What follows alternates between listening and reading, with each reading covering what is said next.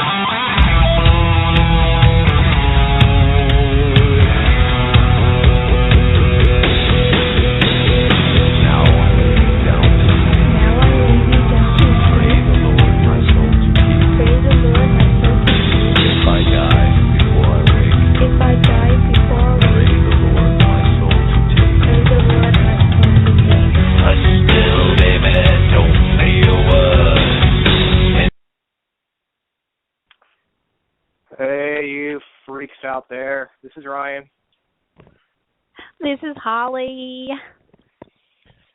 How are you guys doing? I'm good. There's two of me I said here. you guys, but I meant you. I meant you in general, but I figured you'd answer. Woo!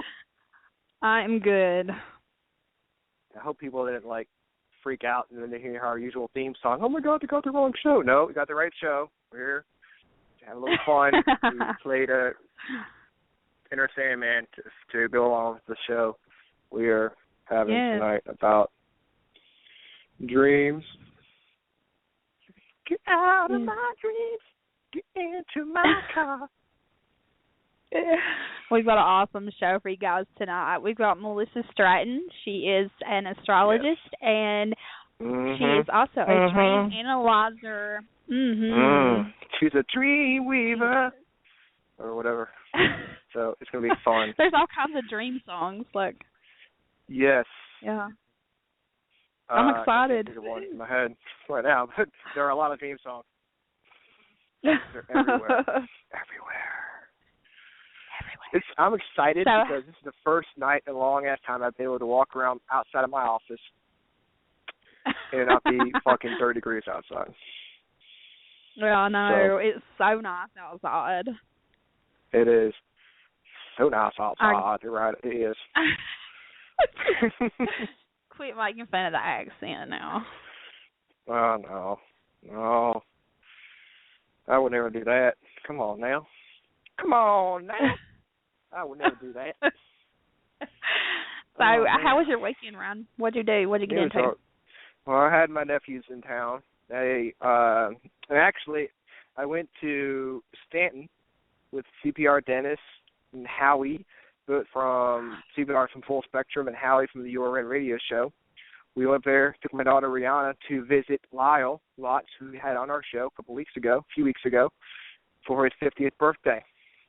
And I saw Tana Watts, who will be on the show next week on the all-female show, and she's really excited to be on the show because she was like, I never really get to be on the show by myself because usually it's Lyle. So she's actually really excited about being on the show. So yeah, and for you guys who don't know, Lyle and Tana is actually from Twisted Paranormal Society. Yes. But no, I saw the pictures and the videos, and it looked like you guys had a really good time. Yeah, Rihanna was had a really good time.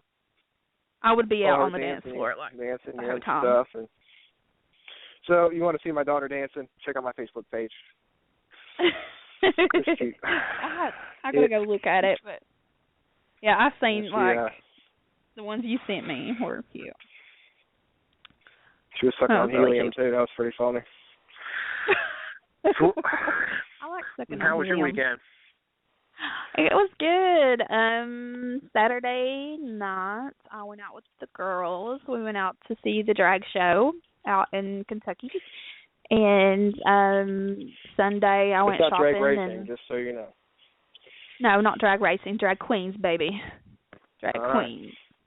Some people might be confused by that. I do like drag. If you had drag queens racing drag cars, that'd be like insane. Oh my God. The ultimate drag race. Drag queens and drag racing cars. There we go. Oh, what? We make that happen. Yes. That was a really good idea, I have a bone to pick with you.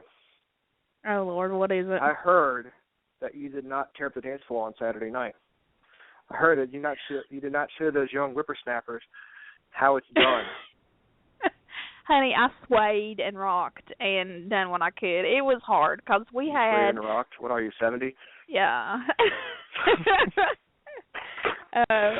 No, it's you know, for me to get in the zone and dance my ass off, I have to be, have the right music. And unfortunately, over at this location, they're not big dancers over there, and I am. And at my other location that I usually attend these drag shows to, everybody's getting down.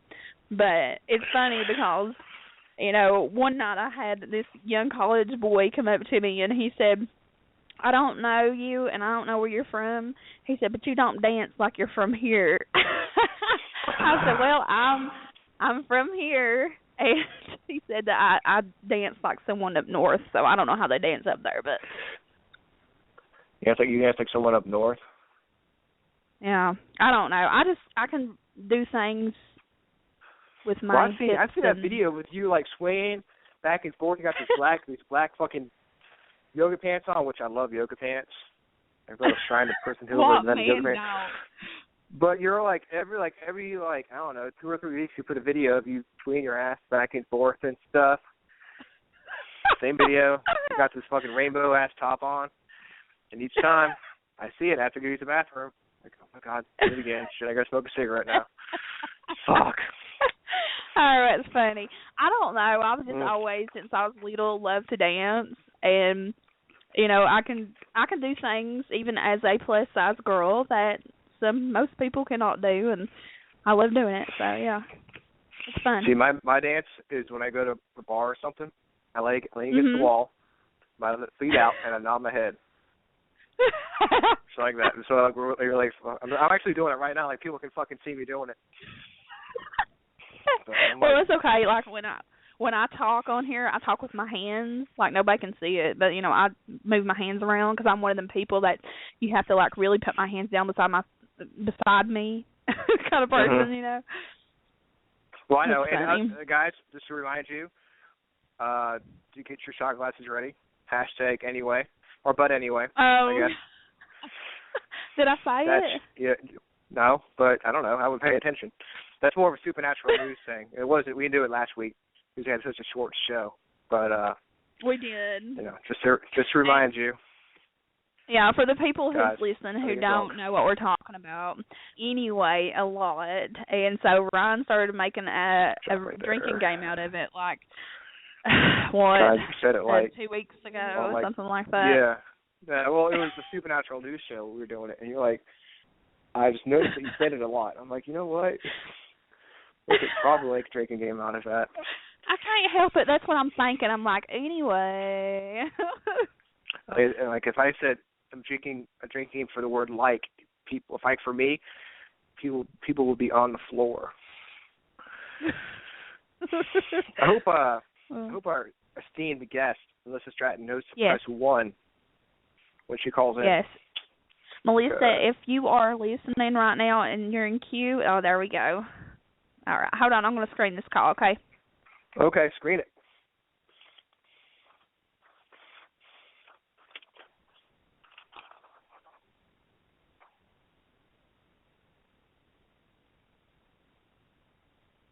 Anyway, sorry, dead air. So yeah, had a good weekend. You know, until I had a brain fart. I forgot I was supposed to keep talking. Hi, yeah, we've got Melissa on with us. I'm excited, and I'm going to go ahead and put her through right now. Okay, sounds good. All right. Hi, Melissa. Hey there, Holly. Hi, Ryan. Hey, Melissa. How you doing? I'm doing really good. How about you guys? I'm doing fine. Anyways, How about you? Yeah, good. Good here. Good. Good, I'm enjoying this weather over here in Virginia. We've got the warm weather now and no snow, so I'm happy about that. Well, up here in Pennsylvania, the snow is starting to melt, and it's just a sloshy mess. Yeah, that's what we had. That's what we had like last week, and then we had rain and stuff to follow. So it's been a mess here. Yeah, well, spring will come. In fact, this week. Yes.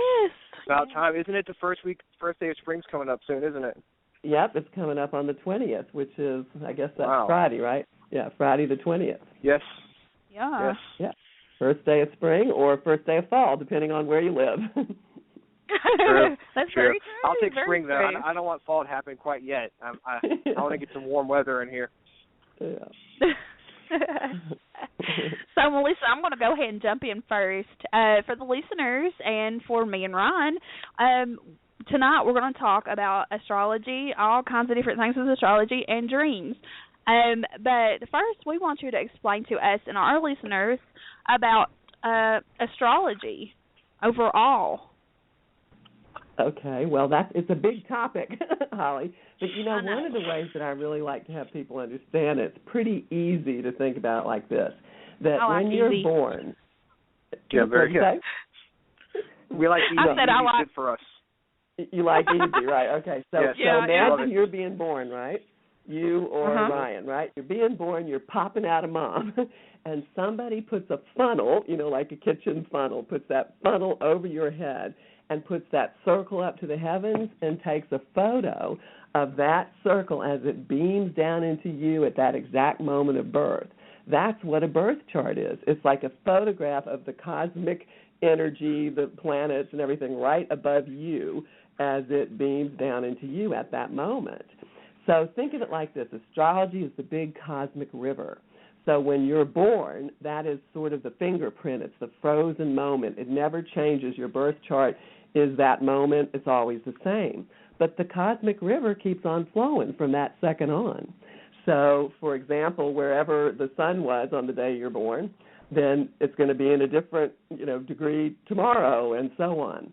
So the river keeps on flowing. And so what a birth chart really does for people, it actually helps you understand the influences that were around when you were born. And some people think, oh, astrology is predestination, and they don't even want to know their birth chart because they feel like it locks them into something. But that's not it at all. It is really a tool to help you understand the influences that you were born with so that you can use them better and work with them so that you're still flowing in that cosmic stream and it's not all dammed up. So that's one of the easiest ways to think of astrology for me. And a birth chart is an excellent tool to help you understand who you are, why you're here on planet Earth.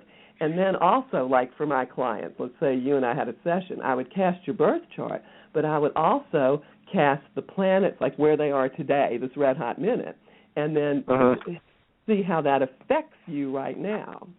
In fact, hey, Holly and Ron, if you tell me what your sun sign is, I can tell you a lot about what's going on for each of you right now, I bet you. Oh, yeah, that'd be awesome. Is that the same as like the zodiac sign? Yeah, see, that's what people get confused about, too. So this is something I like to have people understand, too. Like somebody born today on March 16th, the sun, S-U-N, the sun is always going to be in Pisces on any March 16th, whether it's 1,000 years ago or 1,000 years from now. It's always going to be in Pisces. But all the other planets kind of tick, tick, tick at their different paces. So when people say, like, what sign are you, what they really mean is what sign is your sun in, because you have a moon sign, too. In fact, you have every single planet in the solar system was in some sign or another on the day of your birth. And that changes day to day and year to year. So, but again, if one of you wants to tell me what your, like zodiac sign, sun sign, then I can tell you a little bit more about what's probably happening for you. Well, we're both Libras. You're both Libras. Yes. Yeah. We're actually born. Our birthdays are 5 days apart. No kidding. Same year? Yeah. No kidding. No. I'm a little bit older than she is. Oh, a little bit, huh? Well, here's what's going on now. Yeah, well, here's what's going on for Libra in general. There's a lot of energy right now. Like, for example, every sign has planetary rulers, they got symbols, and then they're either earth, air, fire, and water. So Libra's an air sign, and the ruler of Libra is Venus, the planet Venus. So Libra is all about beauty, harmony, and when you're born with Sun in Libra, like both of you are, you're learning how to become balanced. That's one of the reasons that the scales are the symbol for Libra. And also Libra, because Venus is the ruler of Libra, it rules relationships also. So here's what I always tell you Libras. You're learning how to play well with others this lifetime. You're learning You're learning to appreciate the value of relationships. And I was listening to the show before I called in, Ryan, and I heard you talk about you were with your nephews, right, over the weekend? Yes, ma'am. Yeah. Well, Libras want to have good romantic relationships, and they want to have good family relationships. All of those relationships are very important to Libra. And so what's happening right now in the heavens, the planet Venus, which again rules Libra, so it's more important for Libra than maybe some other signs. Venus is in the sign of Aries right now, and Aries is the sign opposite Libra, so relationships are hot and heavy for Libra right now. How about you, Holly? Oh, really? Do you feel that? Holly. I'm here. Are relationships heating up for you? I'm sorry. I'm having technical difficulties over here with my headphones. I don't know what's going on with them. Now, can you repeat that again? Well, what I said was the planet Venus, which is the ruler for you as a Libra, is in the sign of Aries now. And Aries is the sign opposite Libra. So what that means in general, for every Libra to one degree or another, relationships are really hot right now. And Mars, which is the planet of action, like every planet has its astrological job to do. Well, Mars is the planet of action and motivation, and it's testosterone-y, it's warrior, right? So Mars is also in Aries. So that means that for every Libra out there, relationships, whether it's family, whether it's love, whether it's marriage, whether it's work-related, are pretty on the table right now. They're up in your face, whether it's a good thing or not. I mean, it's like there. You can't run and you can't hide. And maybe that's always true for Libra, but that's why I was asking you guys if you noticed that more in the last month or so. Have relationships really been in front of your face? Right. Yeah. Definitely. Yeah. Yeah. Absolutely. Yeah. Well, so now again, you've got a moon sign. Every planet in the solar system was in some sign or another the day of your birth, but you can't really know that unless you cast the exact time of birth in your birth chart, the year. And for anybody who wants, you got to know the time of, well, obviously the date and the year, but also the location. Because the location makes a difference too. Think of if you're born in New York City or you're born in Melbourne, Australia, you're going to be looking at a different part of the sky. So that does make a difference. The planets will all be in the same signs on any given day, but they'll be looking at a different part of the sky, which has to do with how the birth chart is laid out. The birth chart looks like a big circle, like a pie, cut into 12 pieces. Yeah, so the planets show up in different houses, as they're called, and that has everything to do with interpretation. So I'd have to know all that, the time of day, and also the exact time of day is very important too. So I would need that, the date, the time, the year, and the location before I could actually cast somebody's chart. Oh, wow. That sounds like something I'd like to do sometime for sure. You would, because you know what? It's all about you. What's more fascinating? Exactly. I love me.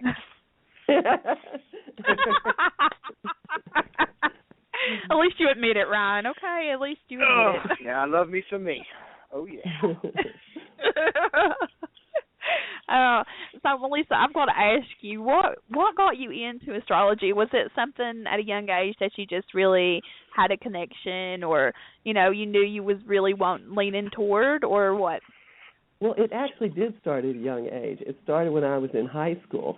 And I noted, and I grew up in Georgia, so it sort of still is, I guess, kind of the Bible Belt, So it's not a huge topic, right? But I still noticed that, like, all my close girlfriends, not the ones that I'm really close to, they were all one sign. They were all Virgos. And then the guys who liked me and, went after me, they were always either Scorpio or Cancer.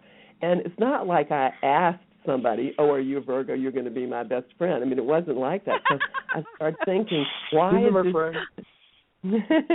Yeah, I mean, I thought, well, this is more than just coincidence. There must be something going on. And really, so it was about when I was 16 or 17 that I first became interested in wanting to understand what's that about, right? Then when I went to college, I worked as a waitress and a hostess and stuff like that to make extra money when I was in college. And one of the women that I worked with when I was a hostess and she was a waitress, she was a third-generation astrologer. And this was at University of Georgia, too. So, again, that's not, like, common in the South, especially back then. And so we would study kind of in between our breaks and stuff like that. We would all study astrology from this girl. And so that's when I really started understanding a lot more. And then it wasn't when I was learning astrology. It wasn't like now you can actually go to schools and take courses and online things. There's plenty of ways. Back then, there wasn't that much. And so I just self-studied. I just bought books and was interested in it ever since then. So I've been doing it a long time. Oh, that's awesome. Do you know where astrology came from? I mean, how long has it been around? Well, the first astrology was the Hindu type of astrology, and that's where it started, over in the Hindu area. I mean, in India, right? And in that area of the world. And that was about 8,000 years ago. And astrology is still very significant in India for a lot of people. It's they gauge marriages and important things. They will call their astrologer up. I mean, it's very respected in a lot of the Indian culture. And then it migrated from there. It migrated to, all over the East, in the Middle East. In fact, the astrologer, the Western astrology was actually started in what is now, it was called Chaldea, but in modern times that's Iraq and Iran. That's where astrology started about 5,000 years ago. It kind of went from India there 5,000 years ago. So, like, for example, the Star of Bethlehem, people tend to think it was some big star. It wasn't. It was astrological configuration that the Chaldean, the three wise men were actually Chaldean, as the Eastern astrologers, and they saw this configuration and they knew where it was having the most impact was in that Bethlehem area. So they knew that if any kid was born then, it would be very significant, and that's why they searched for this baby. And so it wasn't a big shining star or anything like that. It was an astrological configuration. So that's is that why they were called wise men? Because they studied astrology and they knew that stuff? And really it wasn't until the church kind of got a hold on things in the Middle Ages that all the early scientists in terms of astronomy, they were astrologers too. Even in the Middle Ages, like Galileo, Nostradamus, Kepler, they were also astrologers, but history has sort of buried that. They always do. They seem to do that a lot. Yeah, you guys are into paranormal stuff. You must understand how history gets buried, right? Yes. Yeah. Very much so, and twisted their, and turned. Scheme of things. Yeah. So it empowers people. That's really what astrology does. When you understand your birth chart, it's about you. So you begin to understand that, wait a minute, all these feelings I've ever had, they were legitimate. So no matter what your mother tells you, your friends tell you, your teachers tell you, whatever, it's like this is who you are. It gives you a sense of freedom and power. And I think those in control, especially the church in that era, maybe still now, don't like that too much, do they? Still now, very much so still now. No one wants to lose that sense of control they have. Yeah, right. Although personally, because I know some people are kind of afraid of astrology because they think that it's, it goes against their religious beliefs. But to me, that's not the case. If people are very religious and believe in God and things like that, to me, that's what astrology is. It tells you it's the map of, if you believe that sort of thing, it's the map of God's intention for you. So it's not anything that is counter to spirituality or religious beliefs at all. It's just that the church, the church wanted more. Absolutely. So I've got a question. Okay, so I believe, and a lot of people in the paranormal field or spiritual field believe, know that everyone is born with, an ability for, openness for the, for the other side and for a lot of other things such as like healing and stuff like that. Now, dependent on when you was born, does that dictate how we are mature-wise spiritually? Well, you could look at it that way. To me, what a birth chart does is it shows you your gifts and your challenges. So, for example, somebody born today, they would be born with Sun in Pisces. They'd be a Pisces. So Pisces is the last sign on the zodiac wheel. So ideally, it's also the sign of spirituality. So there are somebody born with Sun in Pisces, they are really learning how to open up their spiritual wavelengths. Now, it doesn't mean that everybody can't, but you know how some people play the piano really well. Some people are wonderful at math, so that's what a birth chart does. It tells you your skills, your strengths, your creative talents, and also challenges. But I agree, everybody can open up to their higher wavelengths, and I think that's another thing society has done over the hundreds of years. They've sort of squelched that, haven't they? Absolutely. Because you know what? At one time in my life, I believed that, only special people have this ability, or, the only people who is handed down to, it has to be in your genes, And then as I went on, as I got older and, really taught and listened and learned more, I finally realized that, hey, this is just not in certain people because it started happening to me. I started opening up. So, it really opened up my mindset. And that's another thing about astrology, too. In a big sense, you can think of astrology as the science of timing. So if I were to cast your birth chart, Holly, and then if I looked at the time period around when you felt you were starting to expand a little bit and explore that side of yourself, I could see why it happened then as compared to earlier or something, because it's the science of timing, so it sort of gives indicators of good times to do. Again, if you think of the cosmic river, right, it's only really flowing in one direction. So we only have two choices, really. The first choice is that we are in the flow and we're stopping at the right ports at the right time. Then the only other option is we're stupidly bucking upstream, exhausting yourself, exhausting ourselves. Exactly. So astrology kind of affirms for people, you did show up at the right time. You are at the right port, and just flow with it and don't buck against it. So I guess you'd have to have your birth chart cast to know if you're going against stream or going with it, right? Because, if you don't know, then you don't know where you're going. Well, of course it helps. But, the truth is, Ryan, think about it. We all know if we're bucking upstream. We all know if you're exhausted and angry and bitter and, have a list of negative things, well, let's guess you're bucking upstream, right? Yeah, that's true. Whereas if things are in the flow and you kind of meet people at the right time and you feel pretty good about your life, then you can trust you're right in the flow. Well, people still get mad or get upset about stuff. Well, but you know what I'm talking about. If they're going downstream. Yeah. But again, the sun sign, and I don't know if I really said this before, but the sun sign for you guys, Libra, somebody born today, Pisces, and the sun stays in the sign about 30 days, so it changes the sign every 30 days. I mean, actually, this Friday, as we spoke earlier, is the spring equinox in the northern hemisphere.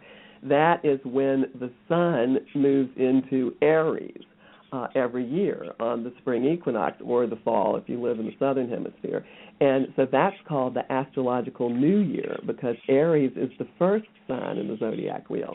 So in other words, somebody born on the 21st this month would have sun in Aries, not sun in Pisces. But if they're born today, up until the 20th, they're going to have sun in Pisces. But the sun sign is not who you are necessarily. It's who you're meant to bloom into. It's who you're meant to become.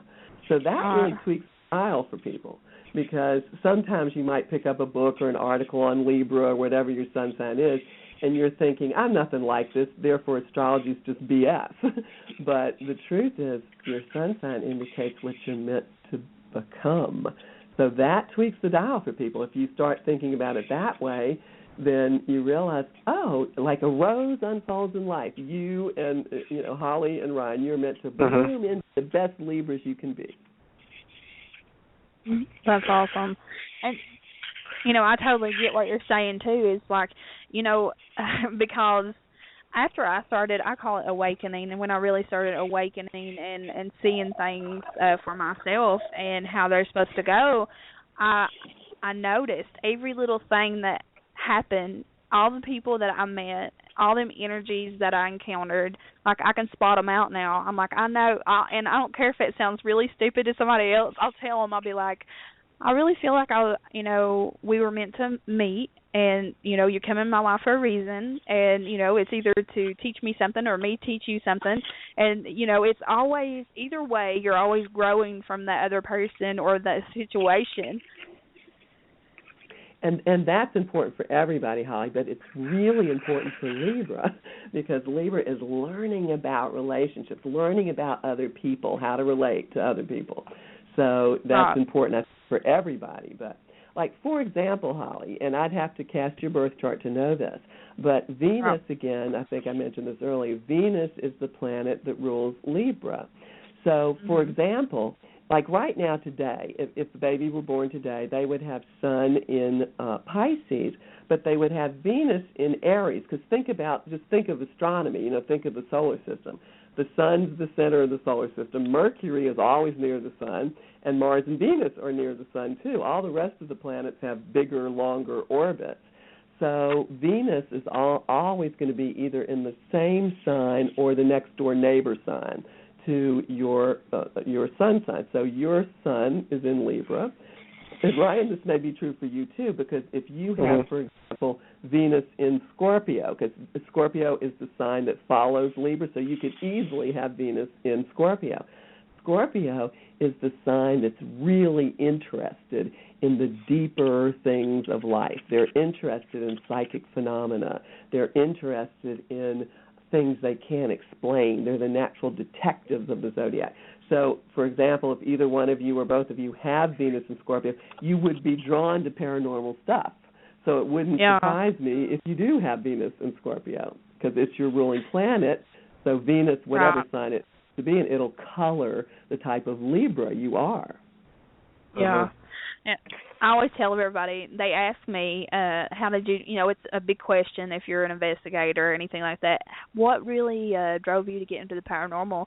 I always tell them I feel like it's always been kind of like a calling for me, and it's always been a big interest for me, but then, as I've got older and the more experiences I've had, it's just more of a love for it, and, I feel like I love the paranormal, but I'm also, I still got the paranormal as a base, but spirituality is a big thing in my life right now. Trying to open up more and trying to connect with that. Yeah, well, that's beautiful. And, here's another thing that's going on. This is for everybody. I don't care what sign you are, at what age you are even. There's one very important planet that's in the sign of Pisces right now. The sun is in Pisces right now, but the sun comes to Pisces every year. And Pisces, again, is the last sign in the zodiac wheel, so it is the sign of sort of the non-material realm, the dream time, the mystery, spirituality. I mean, there's some downside to Pisces, too, but I'm talking the upside. It's very loving, kind, universal in orientation. Neptune is the planet that rules the sign of Pisces. Well, Neptune takes 166 years to go around the wheel. Wow. So it's generational. Like Neptune stays in the sign for 14 solid years. So depending on what generation you're born in, everybody in a generation basically has the same Neptune, will be in one sign or another. Well, Neptune rules Pisces right now ever since, I believe it was February of 2012, so that's 3 years already. Neptune entered the sign of Pisces for the first time since the 1800s. The last time Neptune was in Pisces was 1847 to 1802. Wow. Yeah. Think about what era that was. That was the early Victorian era. That was the Lincoln Civil War era. There's so many interesting things. And when a planet is in its own sign, it acts more powerfully. And if you were to see the symbol for Neptune, it looks like a big, huge satellite dish. And that's how it functions. It beams in higher vibrations. So back then, Neptune started beaming in higher spiritual vibrations and higher beauty, love, all that kind of stuff. So you may know this if you're a student of the paranormal, but that's when a whole spiritual revolution was happening. I mean, Mary Todd Lincoln, she was the first lady back then. She held seances in the White House. Did you know that? Oh, wow. No. Yeah, that was Can you imagine? The spirituality movement. Michelle Obama did that now. I don't know what would happen. But to me, that was Neptune and Pisces influence. It was like a big satellite dish beaming in higher spiritual vibrations. That's when Madame Blavatsky and, those sort of the Theosophists, those kind of the traditions got started around that time. Even religion started. I mean, it really did beam in high vibrations. But the interesting thing is Neptune had just been discovered like 6 months before it entered Pisces. So human beings, they didn't know really what Neptune was. And it takes a while for astrologers to understand, when a big new planet's discovered, you got to figure out, well, what does this represent? Well, now, 166 years later, we know what Neptune is. So Holly, to your point, everybody is feeling a different vibration now. And it will be another spiritual revolution. It really will be. Well, and I bet you can... No, go ahead. Go ahead, what? No, go ahead. I got excited for a minute. It is exciting. I get excited. No, but I was... this is pretty cool stuff. We had Lauren on the show, and of course, you know, she's like, you got to have Melissa on the show because me and Ryan both was asking her questions. But no, it totally makes sense because in the paranormal field, you don't know how many people that I encounter, even in my little area over here in Virginia. You know, very Bible buildy. But anyway, I have so many people who approach me and say, you know, they're some of them's in the closet and some of them is in denial about being more spiritually open and questioning things, but also admitting that they do have some type of, you know, of ability showing through. So, you know, I have to explain that to them. It's going to happen more and more, Holly. It really will. Absolutely. Because this is the era. And there's other things, too. Pisces rules sort of natural type of healing, so we can see how the health systems are changing. I mean, it's really fascinating. I mean, I'm like an astrological detective. So I looked back in history, you know, the last time Neptune was in Pisces, and I said, well, what happened then? You know, if astrology has any validity, we could look at what happened then and then apply it to what might happen now, and it's already happening. I mean, you can see people's awareness of things is changing. Yes. It's like vibrations are changing. It's like the veils are thinning.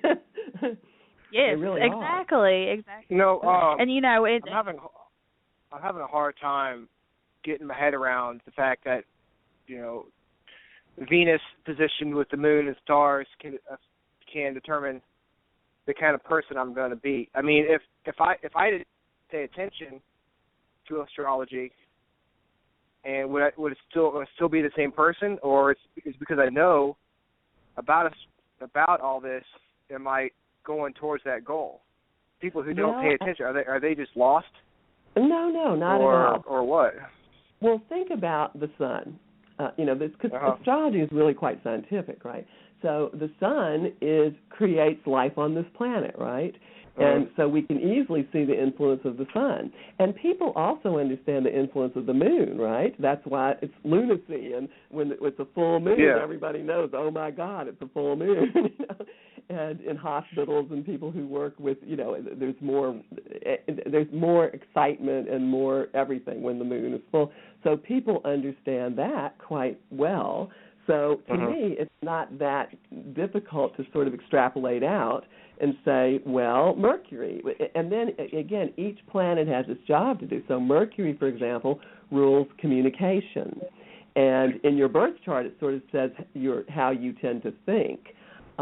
So the planets do influence us, but it's not that you have to know these influences because they're still going to affect you anyway. But it's how you utilize the influence. So think about the day Hitler was born. I think he was born actually about a month from now, you know, and April 20th or something. And think of how many thousands of people, who knows how many people were born the same day he was. But only one became Hitler, right? It's how you use the energy. God. Yeah, really. And so to me, astrology, if you begin to understand your chart and work with it a bit, it just helps you, again, navigate the cosmic river more gracefully. It doesn't change anything. You are who you are. It's how you use the energy. Okay. Melissa, I'm sorry, Ryan. Go ahead. No, go ahead. I was just about to say go ahead. So go. No, I was just going to ask. Polite. That happens a lot. No, but Libras are so polite that you didn't. You said, "Oh, go ahead." Libras are learning to be polite. I actually have Elaine over in chat, and she was wanting to know about Capricorn, December the 26th. She was born 1955 at 11:20 a.m. Well, you know, I'd have to cast her chart, you know, to know everything, obviously, about her chart. Right. But I can say one thing. Now, what was her name again? Elaine. Elaine. Well, Elaine, one thing I can tell you is that for Capricorn, it's a very interesting time right now because, in fact, if you were born December 26th, I'm trying to think, the planet Pluto, now I mentioned Neptune takes 166 years to go around the wheel. Pluto takes almost 250 years to go around the wheel. And Pluto is in Capricorn now, and Pluto represents nothing less, its astrological job is nothing less than total transformation, like the phoenix dying and resurrecting, that kind of transformation. The last time Pluto was Capricorn was before the American Revolution. Oh, wow. Think about it. So for all Capricorn, the minute Pluto entered Capricorn in the year of 2008, I remember it was Thanksgiving Day of 2008, and Pluto moves so slowly, it's still in Capricorn. It's going to be in Capricorn like another 10 years. It moves very slowly. But for people born January 26th, Pluto just was affecting. In fact, wait, I'm going to look something up. I'm not sure if it still is or if it's moved away. I can actually tell you when. I have my calendar here. We'll look at that's fun. Yeah, I have my astrological calendar, which tells me, where things are. So December 26th, that is 4 degrees Capricorn. Yeah, so Elaine, you would have had Pluto sort of affect you, not right this minute, but it would have been a couple of years ago or so. So I don't know what was going on for you then, but many Capricorns experienced a lot of change and deep transformation in their life. So, but for you, it's already moved on. So I don't know. I mean, can you relate to that? Can Elaine relate to that? Did anything major happen in the last few years? She'll type here in a minute, and I'll let you know. Okay. Now, since Pluto is so far in the solar system, is that why it takes so long for it to go around? Exactly. It's kind of way out there. Exactly. So whereas Mercury goes around faster? the sun about every 3 weeks or so, and so on. I mean, Venus is about every month, and Mars is every couple of years. And then it just keeps on going. So Pluto is there's other planetoids and stuff, but Pluto got demoted recently, but most astrologers still consider it a planet. So Pluto takes it actually is, I think, 247 years of our years to go around the sun. Elaine just messaged and she said, "Oh yes," so you was right on that. Yeah. Well, you tell her that it's over now. And here's how Pluto works for anybody. And some people cannot live long enough. Like if somebody has Sun in Cancer, they will never have Pluto cross over their sun sign, ever, never, unless they live to be 200 years old or something. But for Capricorn, like born in late December, like Elaine, whatever was happening, it's like Pluto demands you must change, you must transform.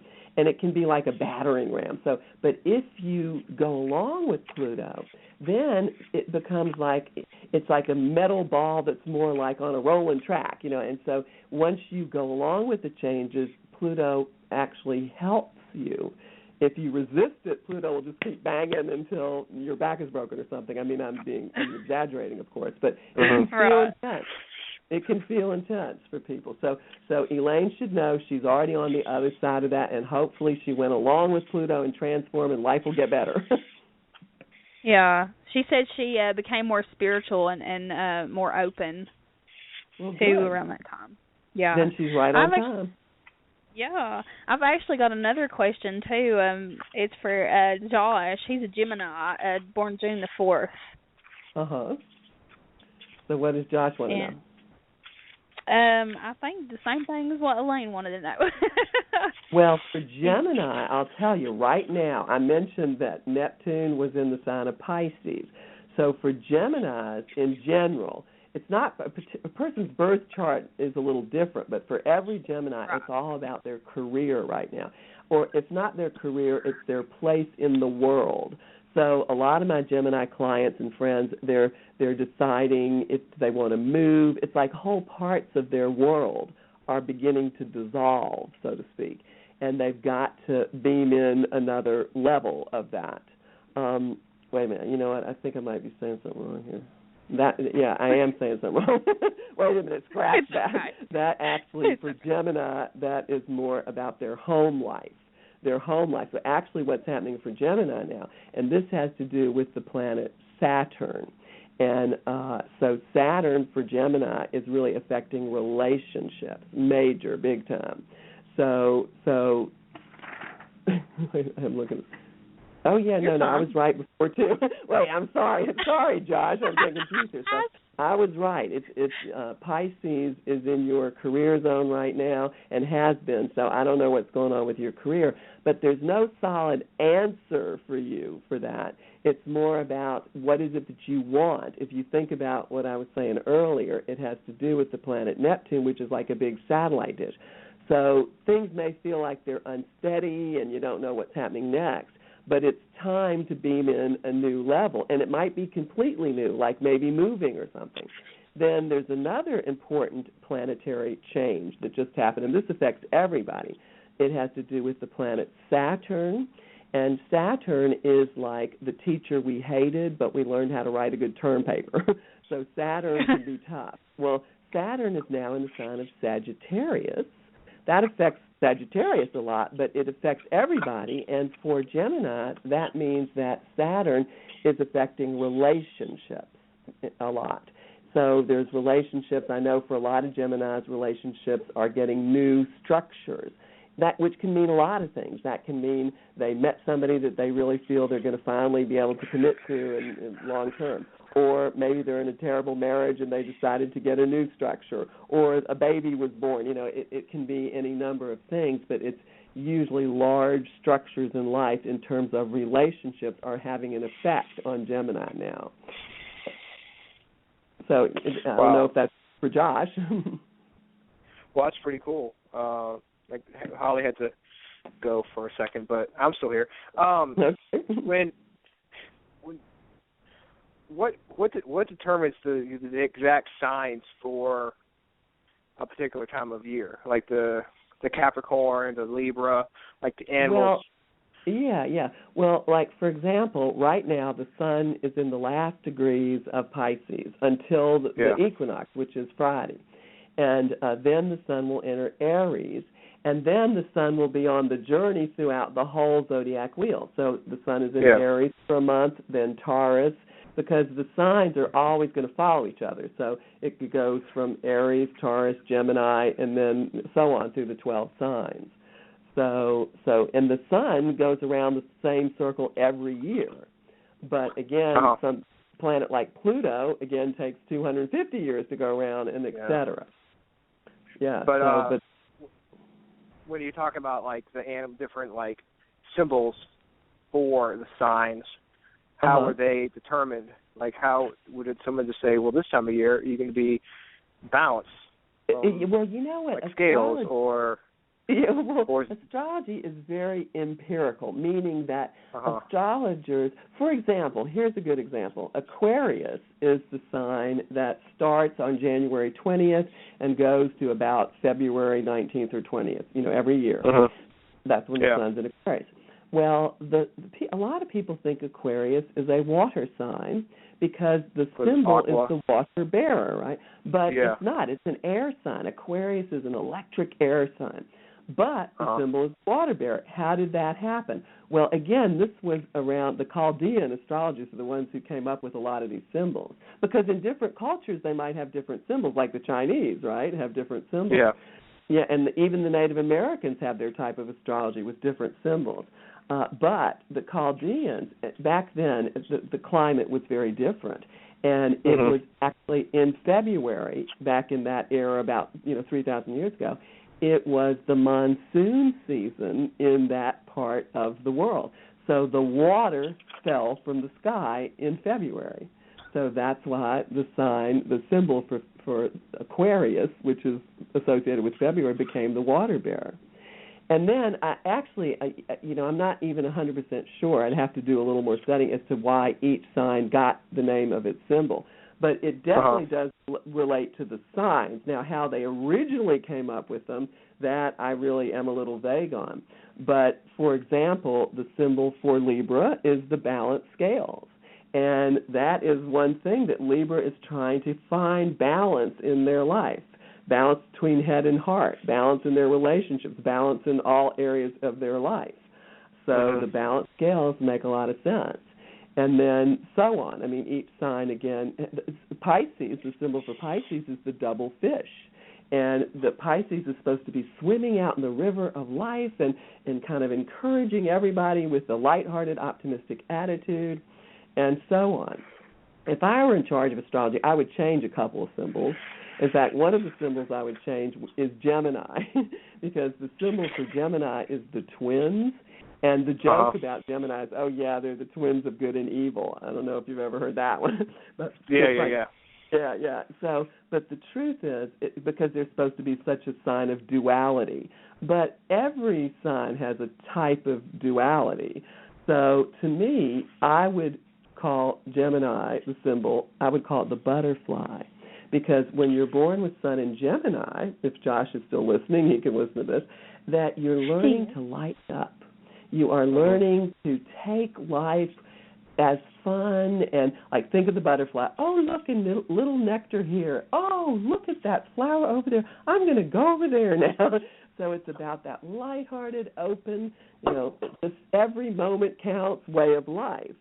So the twins might make sense because sometimes Geminis do seem a little skitsy. It's true. But they're meant to be different. They're meant to take life in a different manner. So the butterfly, I think, would be a good symbol. And I would change Virgo, too. Virgo is called the Virgin.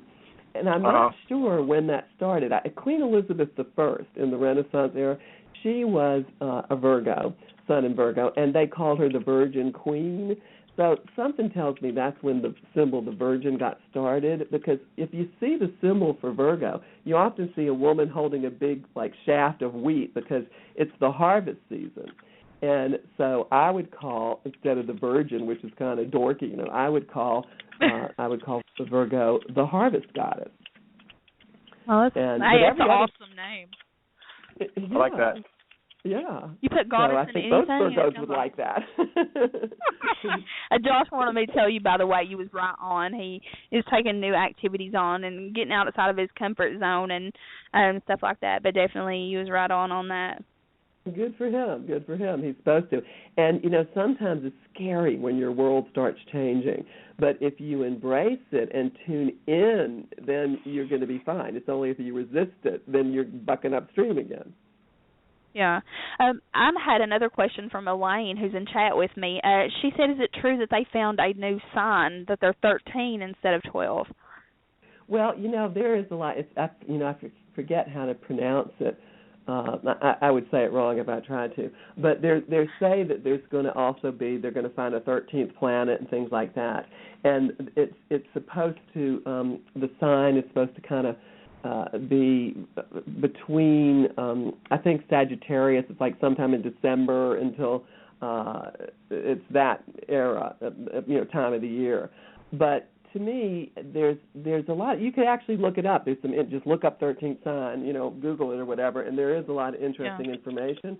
But personally, I haven't done much with that, and I don't know that many other astrologers who have. I think until it's more widely kind of accepted and worked with. Like, for example, this is the little teeny planetoid Chiron, spelled Chiron.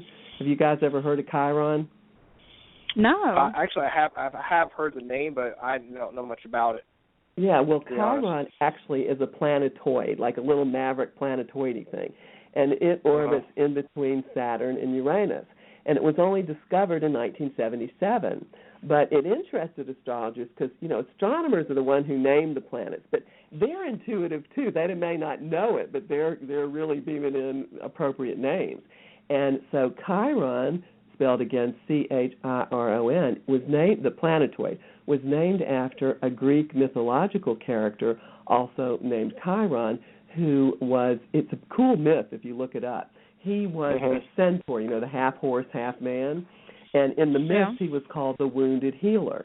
So again, Chiron was discovered in 1977, but astrologers didn't know what to do with Chiron right away. The reason I'm making the equation is because we don't really know what to do with the 13th sign and what does that mean. You have to play with it a while and understand it. So in the 90s, like almost 20 years after Chiron was discovered, that's when respected astrologers started writing about Chiron. And now I would assume that most counseling astrologers, who counsel people, really always cast Chiron in birth charts because it represents this kind of karmic festering wound that we all have, but we can heal it. So, but it took 20 years for astrologers to figure out what to do with it. So it's not like if something happens instantaneously. It doesn't get downloaded with instructions, right? Yeah. That's too funny. All right, guys. We're getting to the break time, 10 o'clock break. When we come back, we'll be talking about dreams, baby, with Melissa Stratton. I'm excited. We need to part 2 of this, okay? Because, Melissa, you're awesome. Have her back on the show. No doubt. Oh, thanks. I love talking about astrology. I can talk about it forever. Hey, that's paranormal. And we're all learning new things, too, so this is really neat. Absolutely. But we'll be back after a short break.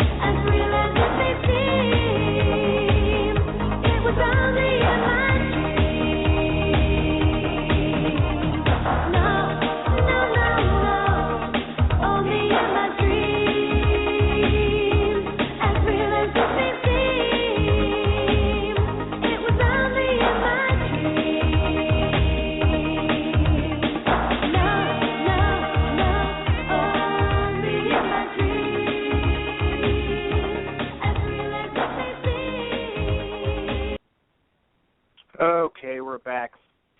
And I think I should mention before we start up again that it's the St. Patrick's Day Eve, so happy St. Patrick's Day to all our drunk Irish listeners and whoever else is going to get drunk on St. Patrick's Day. Be safe, wear green, and, be responsible and all that crap. Yes. So we're back with Melissa. For the evening. We're back with Melissa, and the second hour of our show is going to go into the dream world, and I'm excited, even more excited about this. Melissa, before we get into the dream part of this, I did have one more question. It pertains to the paranormal side of everything. How does astrology factor into what we do as far as paranormal investigating, or how can we use it in the field to determine when the best, maybe the best time to investigate? I know we do go by like the moon signs and all that, but are there anything else that we should look for in the field? Well, one thing that's just been happening recently in the last few years, the planet Saturn, and Saturn is about form, function, structure, but it is a big worldly, it's an energy that sort of Saturn is lord of the material plane, lord of karma, that kind of idea. Saturn, for the last, ever since 2012, since October 2012 until just last Christmas, Saturn was in the sign of Scorpio. And Scorpio is the sign most closely connected to sort of paranormal research and things like that. So there was a whole sort of structure that started clicking into place for people. When did you guys start this radio show? The show actually started January of last year. Yeah, see? But Holly and I have been together on the show since August. Well, it started at a perfect time. I figured you were going to say within the last couple of years. Because when you start something when Saturn is in a certain sign, it helps create structures for that. That's how it works. So Saturn in Scorpio, it was a perfect time to begin a paranormal show, for example. But then terms of yeah, it really was. But I wish I'd known that, because I was all freaking out, and I think it's going to work out, but it's worked out pretty well. Because people are going to be more interested in it now. And then remember what I was saying about Neptune earlier, people are starting to realize, wait a minute, I think I see things, like what am I seeing? The veils are thinning, so they want answers. So if you combine those two things, then you get a powerful push towards people wanting to understand the paranormal and stuff like that. So again, perfect timing. But in terms of the day-to-day, like when is a good time to do something, what I always encourage people, because there are, I don't know if there are astrologers like this, but there are people that every day they'll check, where is this, where is that. And I think that kind of can limit you because, it's like if you read, don't go outside today because you're going to be hit on the head with a brick or something, then you're going to stay home. But maybe you'll get hit with, something at home too. You got to live your life, right? And so what I always encourage people is trust your intuition. So, and you guys are working in this field where you're studying those sorts of things. So if it feels like a good day, it probably is. Go for it. That's good advice. Yeah, really, to me, that's the best advice. Because then what I like, a lot of times people will say, for example, I'm going to have an operation or I'm going to get married or whatever, they want a date. And I always say, look, get it figured out and then call me up and I'll look at the date and tell you what you need to know. And 9.5 times out of 10, they've chosen a perfect day. So people just need to trust their intuition more, and then they're in the flow again, as we were saying earlier. Absolutely. I think that's what I struggle with the most is self-doubt, trusting that piece of information that I've gave myself and I'm not realizing it. It's just trying to go with the flow. That, one of the smartest or wisest men I ever knew, he told me something. He turned 65, a few years ago, and I thought that was a great old age back then. It doesn't seem so old now. But he said, I said, what is what did you learn in your great long life? And he said, I learned to follow my intuition even in the smallest thing. Right. And it's great advice. You get that advice a lot, not just from, astrology or whatever. You get it in all walks of life. Everywhere you turn, you hear that same advice. So you keep hearing the same thing over and over again. You start to think, well, maybe they have a point. And the reason why he even said in the smallest thing, how sometimes you'll think, usually you get on the highway every day to go to work or something, and then one day you think, no, I'm going to go the back way. And then you found out there was a big wreck and you would have been stuck in traffic for 3 hours or something. Yeah. And sometimes you don't even know why, and you may never know why, but still, if you practice following those things all the time, then pretty soon when you have to make bigger choices, you trust your intuition then. You know, lots of times when I'll be driving down the highway going speeding or whatever, not noticing it, but I'll slow down as soon as I notice it, and I'll go up around over the bend, and there'll be a cop sitting right there. That's if I hadn't slowed down, That's I had to slow up a little bit. Right. I would have gotten speeding tickets. It's a knowing, right? And again, you don't even know why you're doing it, but you just know and you do it. Yeah. Exactly. Well, and that actually brings me into a good question about dreams, getting into the dreams. Speaking of that, going with your intuition and everything, the biggest thing that I hear about is people having deja vu, dreaming about something and then later it happening. Uh-huh. And is that like foreseeing, or what is that? Well, you know what? There's so many theories about that. It's like the theories that your brain synapsed, backwards or something. But to me, I'm pretty metaphysical in my belief structures. I believe essentially there is no such thing as time, right?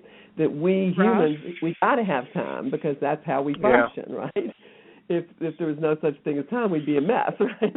So I think there are times when we really are tapping into some wavelength. This is happening now, but in our timeline, it's the future, right?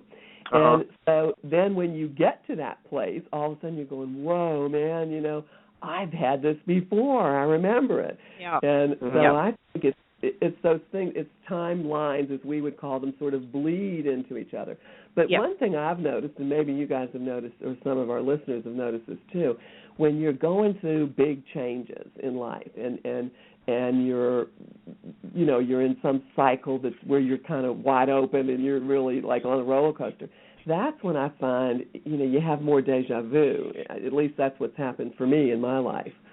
And when I have a lot of deja vu things, I always know, okay, this is a real karmic time. What's going to be happening? It sort of wakes me up to think about that or realize that. Right. Yeah. To be more aware of it, Yeah. I've got a question. It's kind of personal, but whatever. It's whatever. I've been going through a separation with my ex-wife, with my wife and stuff, but I've been having the same dream about her, like over and over and over and over and over again. Yeah. I don't know. I mean, every time it's not the same. It's not the same exact dream, but it's the same type of dream. Right. A lot lately, and I don't know what it's about. Well, do you want to, in a nutshell, explain the dream?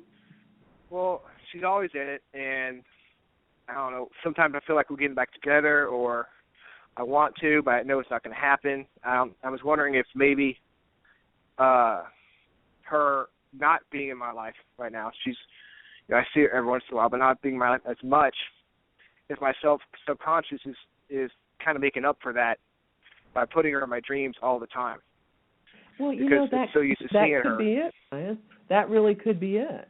And one of the things that I like to help people understand is that I would say 90% of dreams. In fact, I had a client the other day. I love this. She was telling me about a dream, and she wanted me to help her interpret it. But she said, I didn't know if this was a real symbolic dream that I needed to help, wanted to interpret, or was it just brain dump? Because sometimes dreams really are brain dump. Because here's a way to think of it. Like when you woke up this morning, think about when you woke up, whenever time that was. Think of all the things that happened that your five senses took in today, that you saw, that you heard, that you smelled, all those things subliminally, right?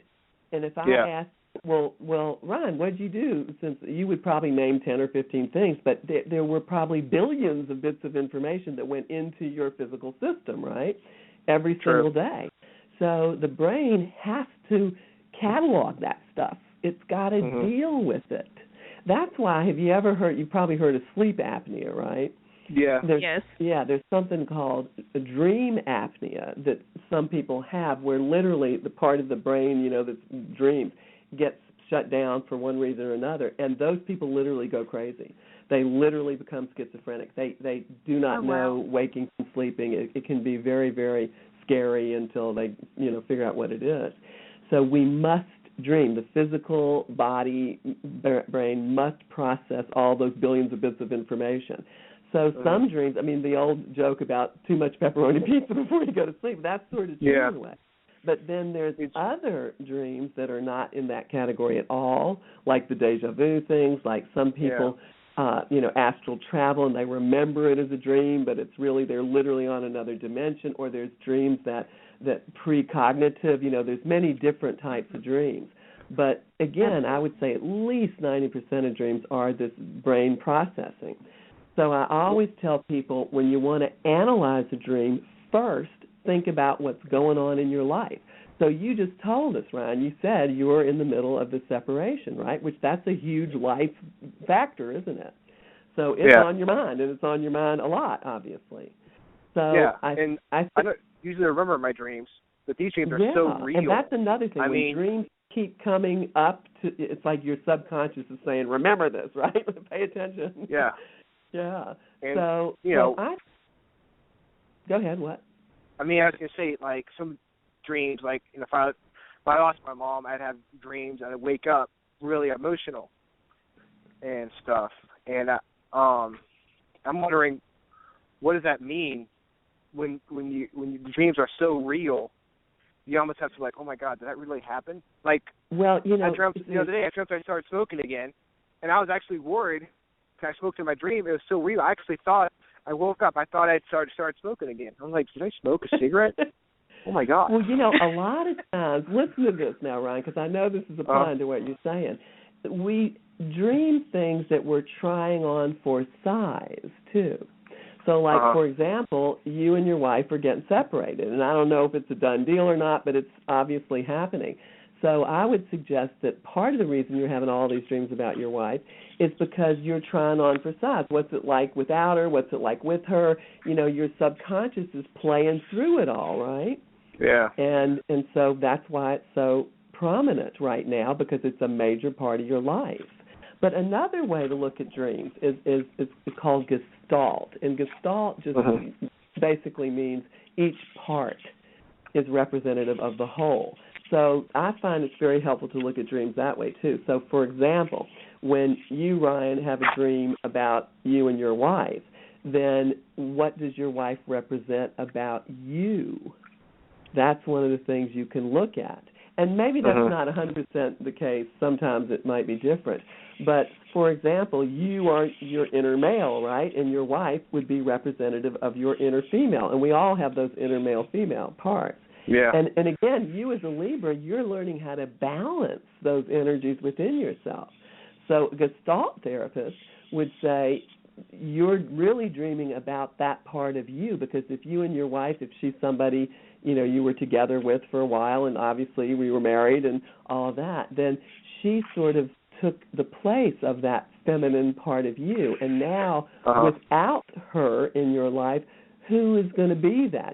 So that could be another thing that you're dealing with, like, am I going to be in balance without her? And so you're trying on those your subconscious is working it through, so to speak.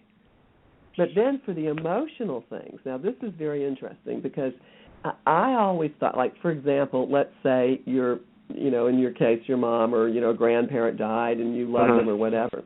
Then when you dream about that person, often, if they just died right away, you're processing grief, it sure makes sense. But maybe years later, you still dream about your grandmother or something.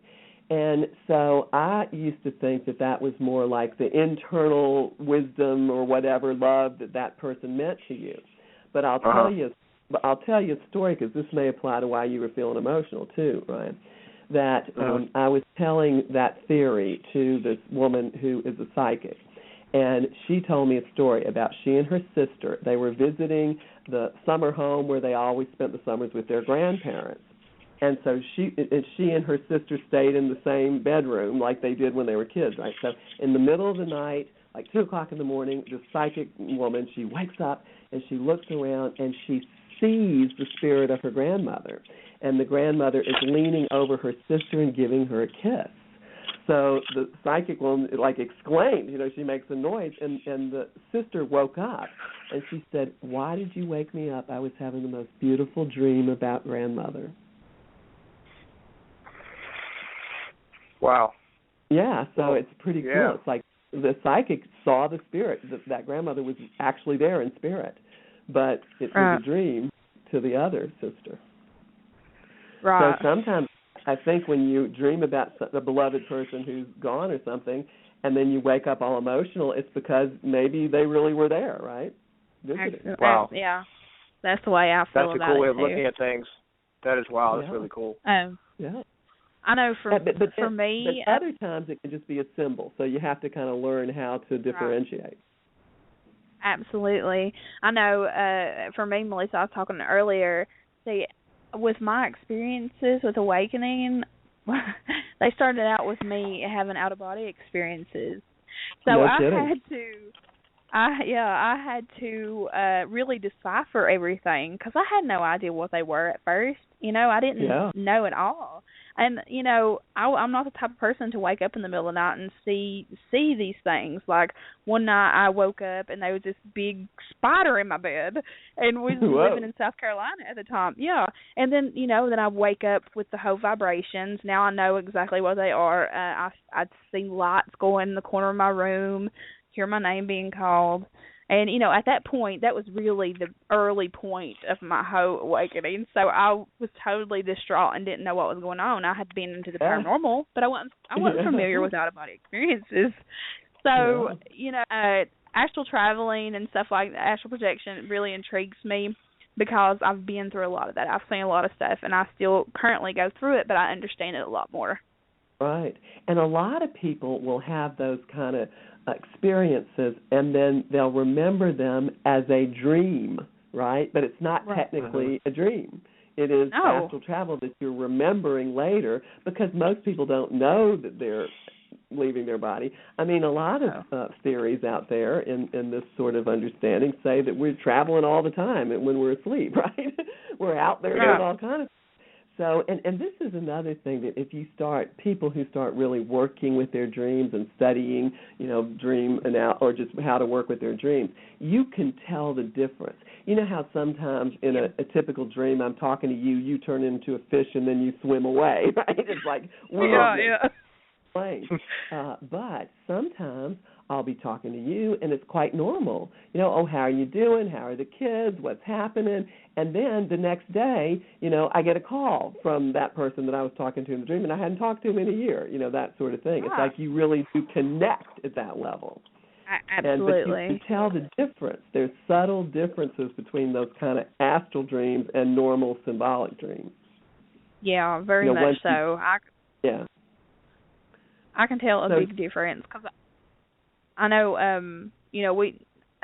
I've had, spirits come to me, when I'm in that zone too, so I can tell a big difference. I've even, had dreams where we were on an investigation and, a week later we got a call about this same case, and I had no idea until we showed up at their home, and I was almost like hit by it, It's like, oh, wow, okay, now I get it.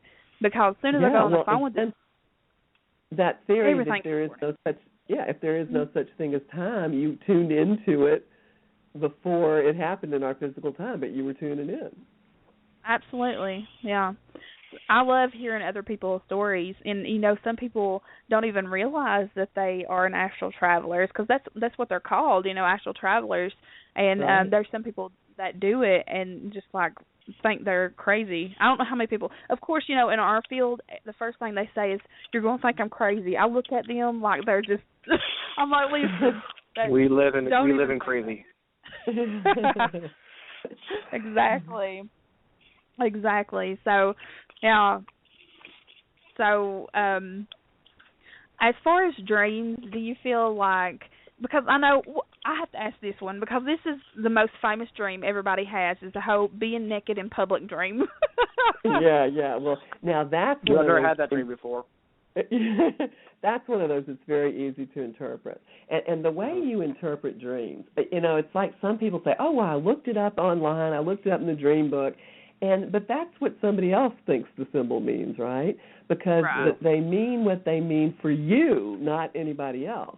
I mean, like, for example, let's say you look up snakes or something. You're going to see that the symbol snake means evil knowledge, it means sexuality, it means transformation. You're going to read those things. But let's say that you, when you were a kid, or maybe you still do, you have snakes as pets. You love snakes. Then snakes are going to mean something different for you personally. So that's one thing I like to have people understand, too.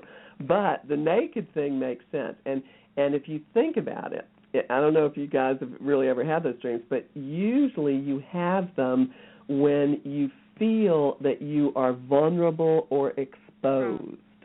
Right. And so it's really symbolic of that.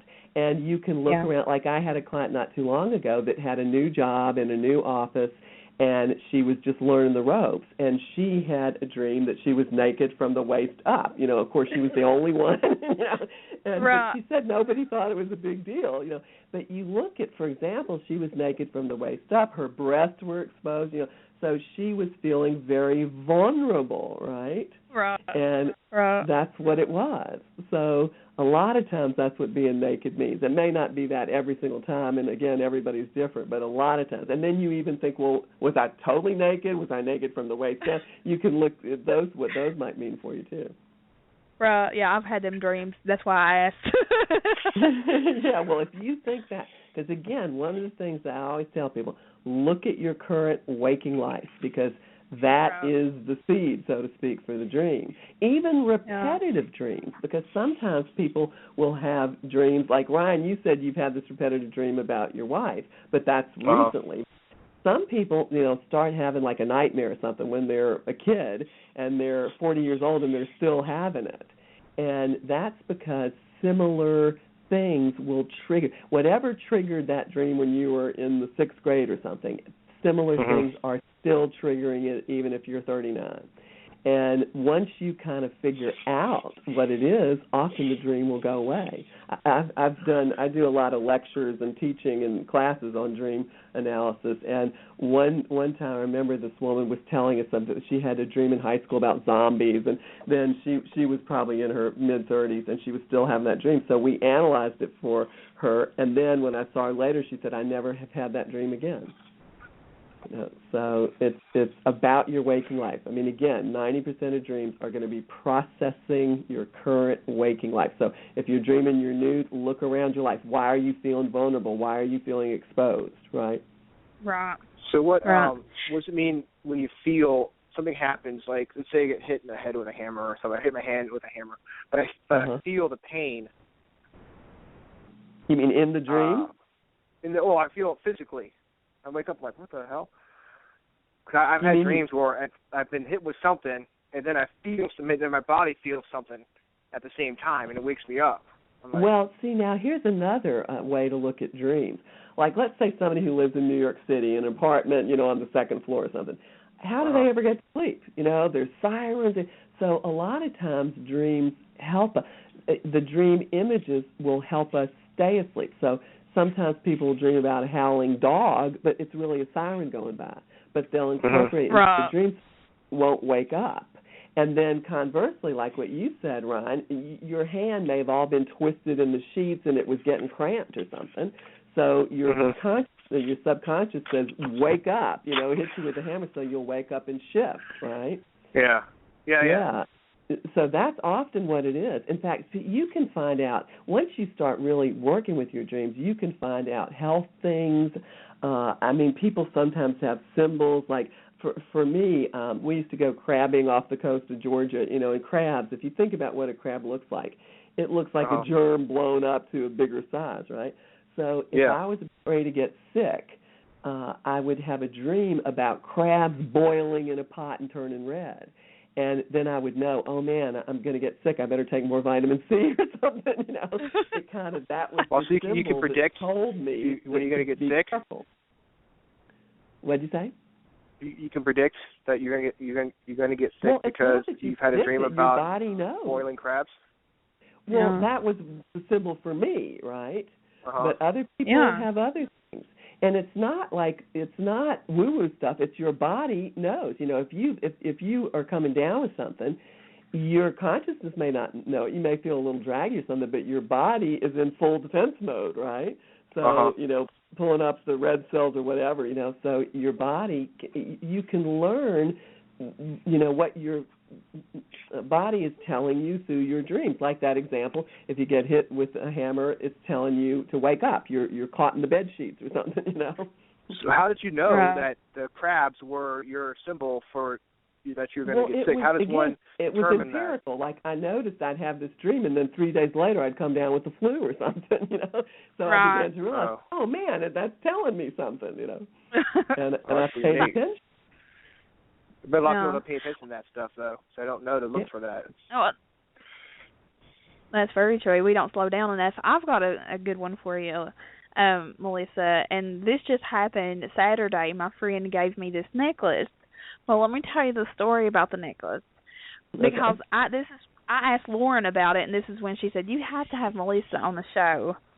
So about a month ago, my friend messages me, and we always go out. We always go on girls' nights out, and, that's when we see each other the most, and we, talk here on Facebook. But anyway, she said, you know what? She said, I've had this dream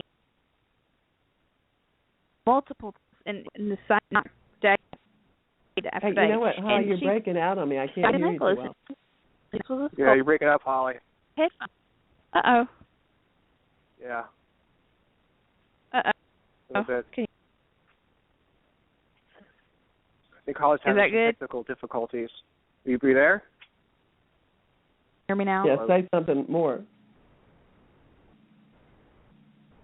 Keep talking, Holly. Later. Hear me now? Still breaking out a little bit. Hear me now? Yeah, we can hear you. Okay. Hear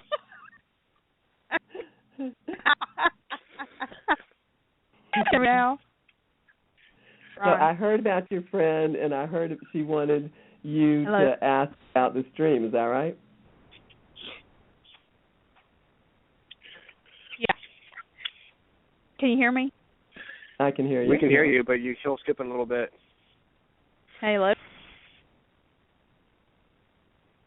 Okay. Can you? Still breaking up.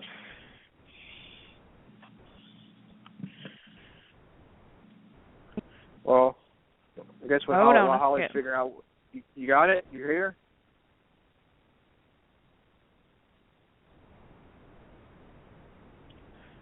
Can you hear me? Can you hear me? We can hear you, but yeah. Is it still breaking up? If you say more than 2 words, that's when you start breaking up.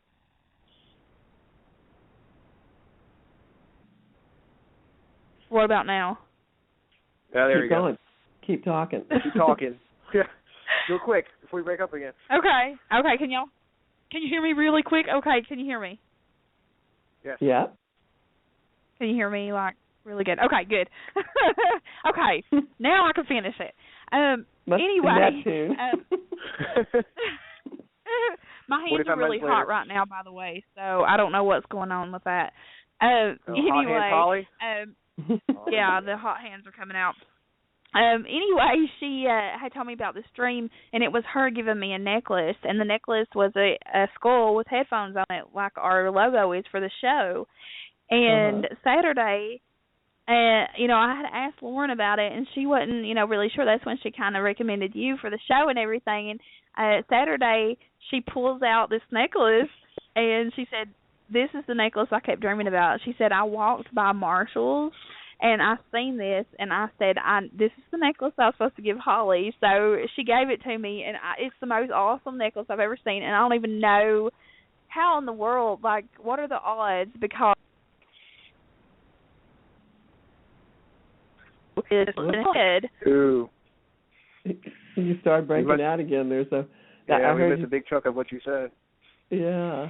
So, in other words, just to understand, if you can hear me, Holly, so your friend, you had a dream about your friend giving you the necklace, or did your friend have a dream? I think her friend had the dream about giving her the necklace. And then she found the necklace in waking life. Yeah. Yeah, yes. That is pretty darn cool. That's cool. Yeah. What's that mean?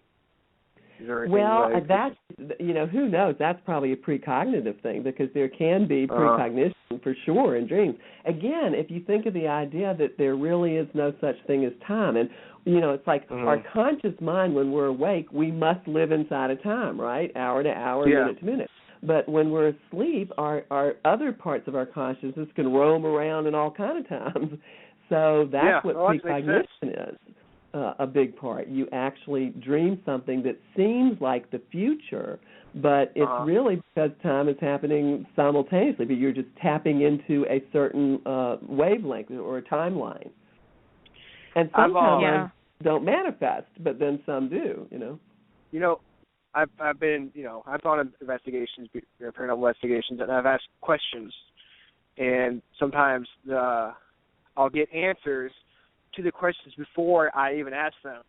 Is that because the spirits are on a different plane, like you're talking about? Like I would assume, they don't have time. I don't really know the answer to that either, but I think, as we're forming a question, it's probably there in our aura or something, who knows, right? So if you're on spirit side, you probably see it, right? Yeah, or they're like, okay, well, yeah. Yeah. I thought that was interesting. So, how many different types of dreams are there? Yeah, I'm wondering. Hopefully she'll be back. How many different types of dreams are there? Is she there? She's still cracking up.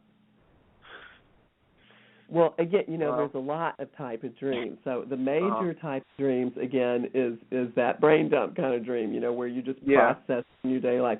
And those dreams are not necessarily that significant to remember. It's just your processing stuff. Yeah. Your brain is putting it into one file or another, right?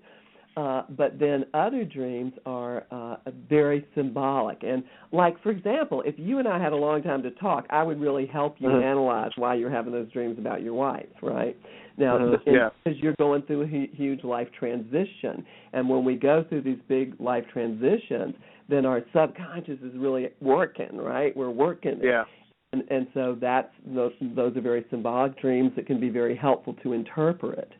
But then there's other dreams that Holly was mentioning, astral travel, and we remember them as a dream, but they're not technically a dream. And then there's other type of dreams, and this gets way out into metaphysical territory. But there are these dreams that, there's theories of existence that say that everybody on the planet, that we literally decide world events in our dreams, collectively, the collective consciousness decides things, and you can remember that sometimes as what we would call a dream, but it's really something different. And the teacher that taught me years ago, I went to this 10-week dream analysis course, and she was saying these are not dreams like any other dream. She said that sometimes you'll just hear a sound, or maybe you'll just see some geometric shape like a diamond, or she had certain things, and I at that time I didn't know what the heck she was talking about. It meant nothing to me. But since then I've had maybe two, not more, maybe three of those kind of dreams, and I went, oh, that's what she meant, because there's no way to describe it. It's like just like one time I just heard this huge chant, like an oh. It felt like it took up the whole universe, it was so. And then another time I literally saw this huge shape, it was really odd, and I knew it was a different kind of dream. So I just kind of figured, well, maybe that's one of those collective consciousness dreams. But again, 99% of dreams, because one of the things that, the dreams are, again, so weird. So when you have a dream, you think, this can't mean anything. It's just way too weird. But if you realize you are processing your waking life, then it makes a lot more sense. Like, here's an example that I like to use because everybody can get it. Like in a dream class years ago. In fact, it was around this time of year. It was right before Easter, I remember. And this one woman in the class was talking. We would talk when we first got to the class. Okay, what's been happening in your waking life? Because we understood that affects our dream life. So this one woman I'm remembering my mother-in-law came to visit us at, the holiday last year, and she's such a bitch, and she just yaps at us and blah, blah. So she went on like that. And then we met a couple weeks later, which was the week after Easter, and so the woman said, oh, I had this dream about this little dog, and it was not a nice dog. It was this yappy dog. And the minute she said that, everybody else in the class burst out laughing. And she couldn't understand why. And we said, that dog was your mother-in-law. You turned her into a yappy dog because that's apparent. She barked at him and yapped at him. So that is, even though that dream made no sense to this woman, as soon as it clicked in, oh, that's what I was experiencing her as, a yappy thing, right? And then that's how it showed up in the symbol in her dream. So again, makes it easier to deal with. Yeah, and it also makes you realize that we really are dreaming about our current waking lives 90% of the time. And so it's not that weird. It's just that we make it symbolic. Yeah, I've had that happen to me before. I've listened to a song or something, and somehow during the day, and somehow the song would end up in my dream, or the person who sang the song would end up in my dream. Yeah. Somehow. So you're just processing it, right? Or, a catchy tune, how you can't get it off your mind when you're awake. Well, that can happen when you're asleep, too, right? I think we have Holly back. Well, that's good. Holly? Yeah. Okay, good. So Holly's back with us again. Hey, good. Hopefully internet connection's better on your part of the state. So, did you hear what we were saying about the dream that you told us about? Did she drop off again? Can y'all? Yeah, I mean, you can hear you when you say, can you hear me? We can hear you, but after that, it drops off. Yeah. So if you keep saying, can you hear me, we'll be able to hear you the whole time. But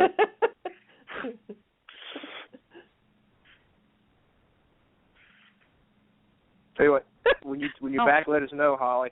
You there?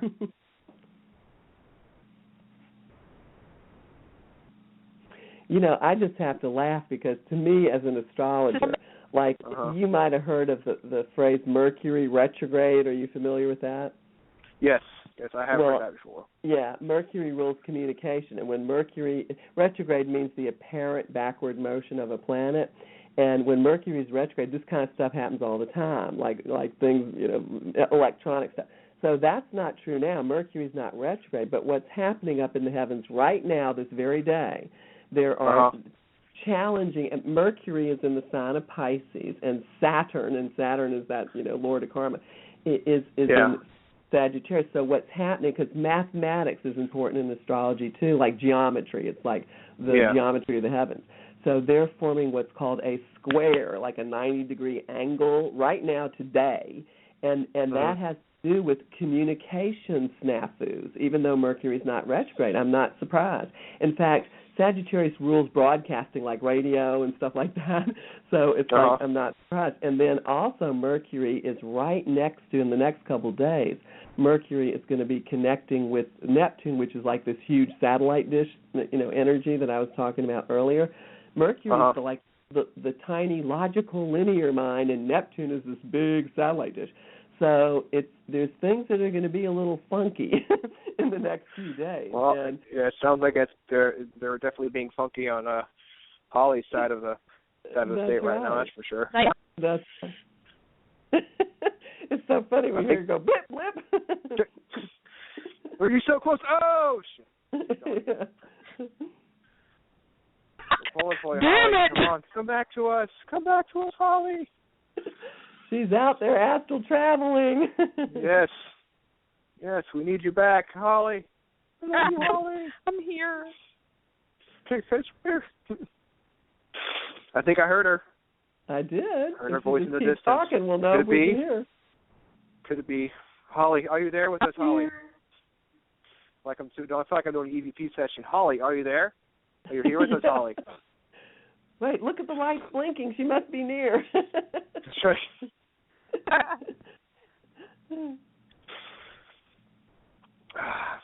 So, let's see.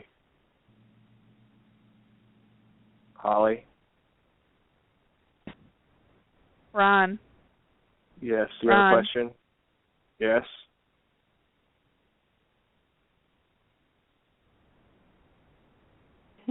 No, it's silence. Definitely weirdness in the airwaves, for sure. Well, what else do you want to know about dreams, Ryan? Well, I mean, I've always wondered why sometimes you remember dreams and most times you don't remember dreams. I mean, well, I think that's probably because we don't need to remember all the dreams. Again, if it's that kind of brain dump type of stuff, there is no need to remember. If you remember, in fact, it's said that people dream anywhere from like 5 to over.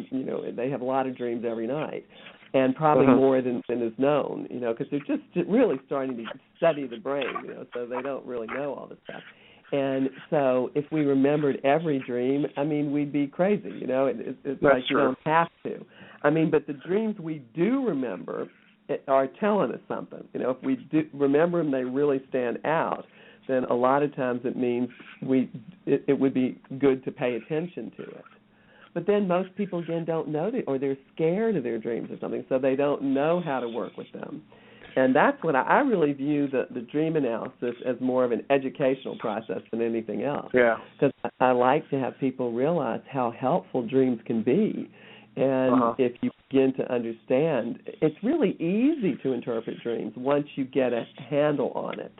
Although I have to admit, it's like much easier to help. Like if you have a friend and they tell you their dream and their life or something, it's easy to help a friend understand what their dream means. But if it's your dream, then it's harder because it's your subconscious. Right? Most people don't want to look inside themselves, figure out, exactly. if something's going on, they're doing something wrong or whatever. It's not easy to point something out other people are doing wrong, but it's not easy to do it to yourself. Yeah, that's right. That's exactly right. So people are often scared of their dreams for that reason.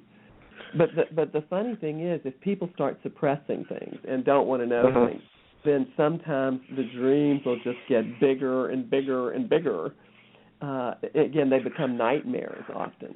Whereas if we try to tell you something, deal with it, then it won't. Then it'll go away, or it won't be a nightmare. That's why kids, if you think about young kids, they tend to have a lot more nightmares than adults, right? For the most part.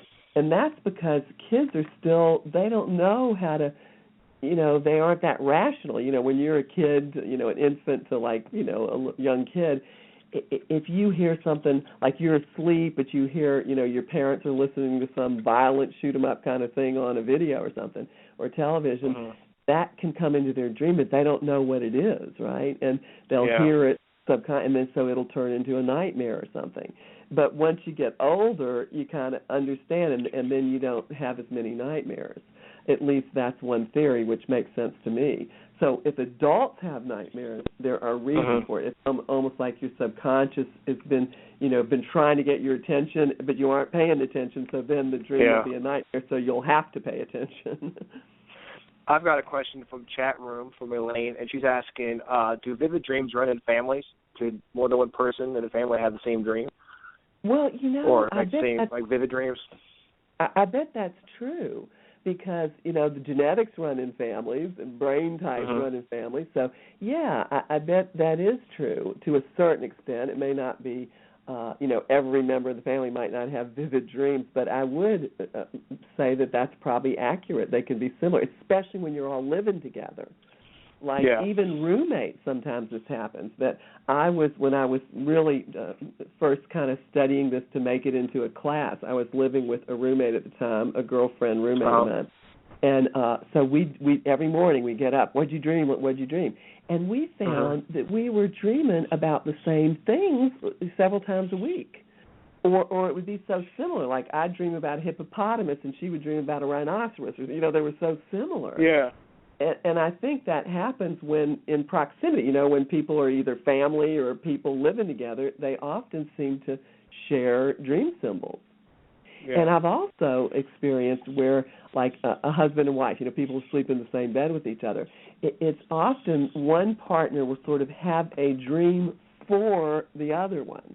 It'll be like not really, the wife will have this dream, but it's not really her. It's like the husband's stuff kind of that can like bleed over, into each other. Yeah, I've heard of that happening too. Wow. Well, I guess it's all we really don't know how it really works, because it's all, there's no real box to put it in. It's all learning new things all the time. I mean, there are a lot of studies on dream analysis and dreams and things like that, but not that widely studied as other factors, right? And again, we know so little about the brain. I think science and medical science is really just starting to scratch the surface of what the brain does and is. And of course, dreaming basically is a brain process. So I think once the brain has been mapped better and understood better, then people will understand dreams better too. Do you think the fact that we're going through a spiritual awakening right now and people are not living in a box as much as they were, 100 years ago or so, 20, 30 years ago, that could make the dreams stronger? Yeah, I definitely, especially like right now, for example. I mean, this week, there is not only is it the equinox this Friday, but it's also a new moon in Pisces, but it's also a total solar eclipse. And we won't be able to see it here in the States, but I think you have to be in northern Norway or something. But it still is a total eclipse. And then in April, I think it's like the second week in April, there's going to be a total lunar eclipse. So during eclipse, and total ones are considered to be more pronounced, more obvious, and they have effects. Well, astrology points to the effects of eclipses, especially total ones, as thinning the veils, and it's really like people's dreams go off the charts. And then, as I was saying earlier, because Neptune is now in the sign of Pisces, that's kind of creating more of that also. So, people, I bet you a lot of people, well, I have a lot of clients. I mean, I have, sessions every week. I have dozens of sessions every week. And not that many people talk about dreams. They're more interested. I do the tarot and I do astrology too. So, but lately a lot of people have been asking me about their dreams. So that just tells me that people's dreams are cooking now. What? How about when people have like dreams of like past lives or children? Sometimes they have their children who believe that they are reincarnated from other like people who have died. Like people, sometimes kids have dreams that they were World War II pilots, and they don't know how they got this information, but they know squadron names and they know names of their co-pilots and stuff. And there's no way they would have known this information because they're like 4 years old or whatever. Yeah, they wake I know. up to their parents about it. They're like, oh. Yeah, that's so fascinating. What is that? Well, in other cultures, like the Tibetan culture and the Indian cultures, they understand that, and they believe it, and they'll go along with it. But in our culture, it's just freaky, right? Because we're so linear, right? Well, it's natural for them. They've lived with that for thousands of years. Right, exactly. Yeah, and I think in the United States, we're just starting to get a grip on the fact that maybe there are past lives and things like that. And a lot of people still don't really buy it, but I don't know. I mean, personally, I do, simply because I've had experiences and had those kind of dreams, and I think a lot of people do. It's just that we get shut down, usually when we're like 4 years old or something, we get shut down, although I think that people are beginning to open up more now, so they're not shutting kids down as much as they used to 20, 30, 40 years ago. Yeah, I think that's what my problem was. I was the one that was shut down. Well, it was religion and stuff like that. And I think part of the reason why, because, just living, because if it, I didn't understand it, I just kind of pushed it aside like it's not real. So I think I might have done it myself, too, shut it down myself as well. That's because everybody else is just feeding off what they were telling you, their beliefs. That's what we all do until we wake up and figure out, wait, what do I believe, right? Exactly. Like, wait a second. Maybe there was something to this. I shouldn't have dismissed it right off. And I know dreams can open us up to different dimensions, all kind of things. Because, again, think of that idea that when we're awake, in waking conscious life, we have to deal with time. It's how we, the world is constructed, so to speak. But when we're asleep, our consciousness is free to roam, and it's free to roam in different time periods and pick up information from past lives or whatever. And, I mean, that's why I think dreams are so fascinating. I mean, there are cultures in the world, you know, native-type cultures. I think I can't remember the name of it now, but it's a culture, I believe it's in Malaysia. And they are so focused on dreams that, like, they live in, you know, family units and stuff like that in tribal sort of villages. So the first thing they do when they wake up, the whole family, they'll sit down and talk about their dreams. They process their dreams. And this culture, it's been around for 3,000 years or something like that. They've never had war, ever. They don't even have violence. There's something to be said about that. Yeah. It's like, because, you know, again, if we keep suppressing things, then it's going to come out some way or another, right? And but like that culture, if you work it out and talk it out, then, that goes back to what you're saying about people, you know, religion or whatever. They wanted to make sure they had that illusion of control. Like, you know, what you're dreaming about, that's nothing. We tell you what to do. You know, we tell you what to believe.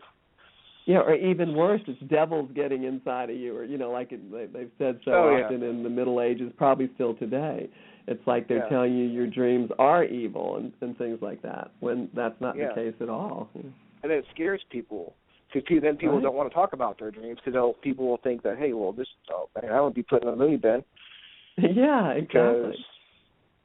I know. And then they'll use drugs to suppress it or something.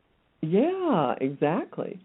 So I hope that's starting to change. You know, I hope that people are becoming more open to understanding these different levels of reality, because I think once we get, it's like humanity has to mature, right? We have to grow up. Yeah.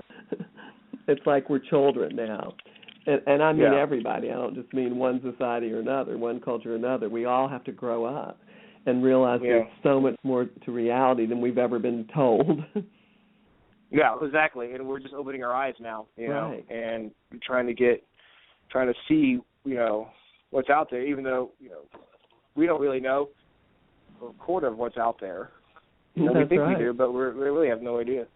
That's right. But it is cool. You know? I mean, you got to admit, with the internet and stuff, I mean, people are just, the information is so much more available now than it ever was even 20 years ago, you know. And we're able to share ideas, and people are more open, because if you have an idea and you can find people who have the same idea you do, you're more open to talk about it and not suppress it. Exactly. As you were before, when you didn't have that avenue to discuss it with people. You wouldn't think you're just, you know, crazy. Or alone, you know, nobody's like me. Yeah, and that's one of the reasons I love, you know, all the social networking and things. It's because you realize, wow, there's so many other people that share my ideas, and then you don't feel crazy. You don't feel alone. Well, I hate to say this, but we're getting close to the end of the show here. And Holly Jolly, we don't know what happened to you, but we love you. We do love you, Holly. Sorry you got dropped off there. I think it was Neptune. Damn it, Neptune. God damn Neptune. Neptune had his way with Holly. Yeah. We'd love to have you back on the show again sometime in the future. Maybe talk about tarot. Cause I love them. Those are my topics. Dream analysis, no idea about tarot, and astrology. Sweet. So next time we'll talk about the tarot. Okay. If you want to give our listeners your website. Okay. It is how they can get in touch with you. Yeah. All right. So it's Heavenly Messages by Melissa.com. Heavenly Messages is the name of I write a monthly astrology newsletter. So that's what I always post on my website every month. And it's called Heavenly Messages. So it's Heavenly Messages by Melissa.com. Now, can we call you? Is there a number we can call to get our dream charts? Sure. Here's my number. Charts. Yeah, my number. Well, actually, there's a contact on my website. There's a contact, page, so you can always contact me through the website. But I can give you my phone number too, which is 570-866-8255. 839-7064. That is my landline number. And I always I'm going to respond to, if you call, I'll get back to you. Can y'all? Oh, my God. I think I hear her. We heard y'all. Oh, my God. Oh, my God. Hallelujah. Are you back? Oh, my God. I'm here. Now you really sound like you last are minute here, of the Holly. show. Welcome back, Holly. Woo! Oh, I'm having issues over here. Really? We figured that. Big technical issues. We tried to hold the fort down without you, Holly. Just wasn't the same. We had callers dropping left and right. You did a good job, Ryan. I do what I can. I do what I can. Anything else you want to say, Holly, before we leave? Yes. Thank you, Melissa, for coming on the show. Absolutely. Well, thank you for having me. I really enjoyed it. I had a lot of fun. It was an awesome time. Sure was. Sure, 10 was. seconds left. All right, good night, everybody. Hope you're having a freaking awesome time. And we'll see you next week for our awesome show. All right. All right, we're off air.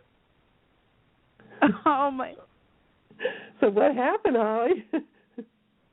Can you hear me? I can we can hear you now. Now that we're off air. Yeah, we can hear you pretty well.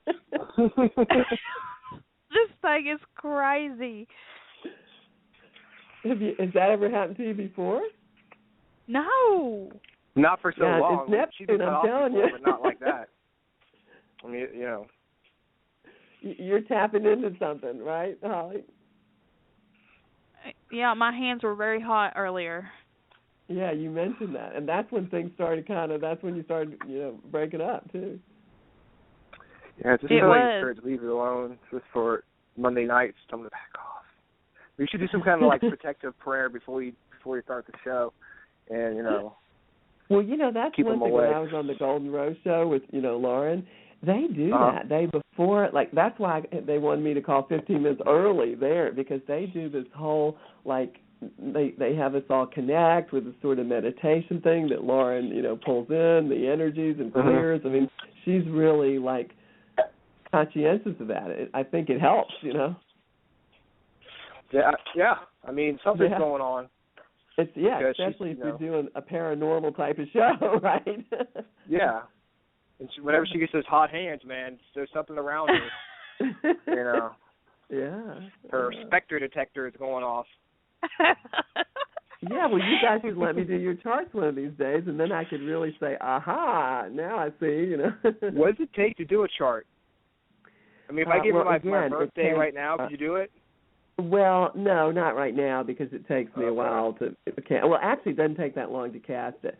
But here's how my process is. If you want me to do your chart, you'd have to give me the date and the location and the exact time. You'd have to make sure you have the exact time, because if it's not the exact time, it won't even be your exact chart. And then we make a schedule, because my sessions are a couple hours long. So then we do a phone session, obviously, unless you want to come to the Poconos. So we do a phone session. It's a good vacation spot. Yeah, well, not right now. You can't ski, and it's muddy. But yeah, never mind. It's nice. How much does it cost to do a chart? I mean, to get for me, it's $85. Okay. And that covers the 2 hours too. But of course, I can always give discounts for radio personalities. Nice. The friends and family discounts. Yeah, I do. I do have a friends and family discount. Well, that would be pretty cool to maybe I'll take you up on it. I'd definitely like to know, because it's good to have that information. Yeah, so you just have to make sure you have the exact time of birth, because where you were born and when, obviously. But yeah, you got to know the exact time. A birth certificate and take a look at it, I guess. Yeah, and some states will have it. The birth time will be right on the birth certificate, and some states won't. But you can still locate it. I help people. I can tell you how to locate it. But it's hopefully. I'm trying to remember with Virginia. I don't know if it'd be right on your birth certificate or not, but it might. Sometimes moms know, or there's a baby book or something. Yeah. But it is cool because remember, right at first when you guys told me you were Libras, I said, well, what's happening for Libra is relationships, right? And then look what you told me about you're separated from your wife, right? Yeah, exactly. It's like I said, and you said it was good and bad, so I guess that's part of the bad part of what you're talking about. Well, it's very hot now, and the energy, which I could explain more. It's just like one of those times for Libra where they've got to face, their relationships and figure out why they work or don't work, Yeah. Yeah. I mean, that's the whole thing with the stuff with my ex and stuff like that. It was just really confusing because I was just having the same dream over and over and over again. You're like, and I'm sure that's why you were, because it's confusing. If it was confusing and you just knew it was over and you didn't want to, it was done deal, then you probably wouldn't be having those dreams. Yeah. So you're still confused. That's why you're having them. I know pretty much. I know it's a done deal. I know it's not gonna work out or whatever. But I mean. But your subconscious doesn't know it's a done deal, right? No, apparently not. Apparently not, right? Or you wouldn't be having those dreams. Yeah. Yeah, and they only remember the good stuff about what happens in my dream. She's like a saint, Yeah. It's like. Well, maybe that's a good thing, because if you're splitting up, then you do want to hold, good energy, even if you're splitting up. It's like you don't want to... Well, yeah, I mean, we're still friends and stuff, so that's not what I'm saying. I'm just saying that, if she was the same way she was in my dream as she's in real life, we probably wouldn't have ever broken up. But it's just not how it was. Yeah. Yeah. So I mean, I don't know. Holly, you were still there? Did Holly go back to Neptune? Oh, man, it's so close. Damn, I told you. Those damn spirits. Up again. Well, do your hands in ice water, Holly. Do something. Okay, guys, well, I got to go myself. But I really enjoyed it. Thanks for having me on, and I'd come on again anytime you want. We really appreciate it, Melissa. Thanks again, and we'll definitely have you on sometime in the future for sure. Because, like I said, I don't know nothing about tarot cards, and that's something I'm interested in. Oh, yeah, it's fascinating, too. Yeah. Very cool. Okay. All right, so long. Thanks Take again. care. All right. Bye. Bye, Holly. Woo. Bye. All right. Well, that was fun. Holly, you with me? Sorta? All right. Well, I'm going to get off here because we've had a good time. We've had some laughs, cried. We've lost Holly a couple times. And I think, and there she is again. She's here, then she's gone again.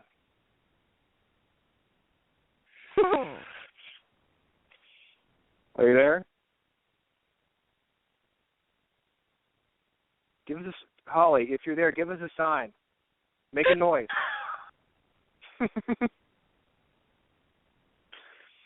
We're having a live EVP session on the air right now, guys. We're trying to get in touch with Holly Mullins. Are you with us?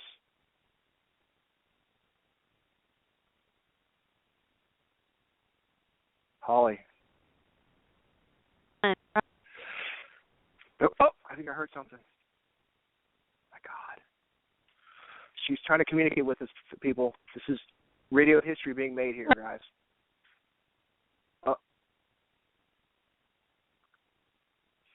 Oh. Maybe if we're really nice, she'll come through. Holly.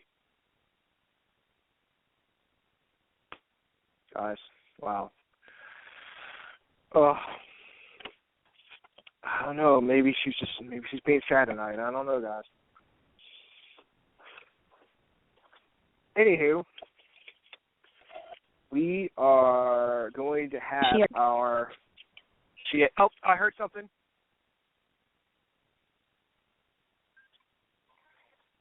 I heard it. I heard shit. What does it mean? Tell us what that means, Holly. What does it mean? Wow.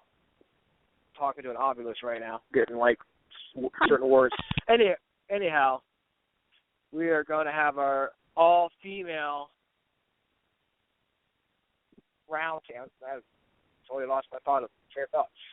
All-female round table next Monday night with Holly Mullins, Luann Jolly, Tana Lotz, Lisa Lamrock, and Amy Jo Auld.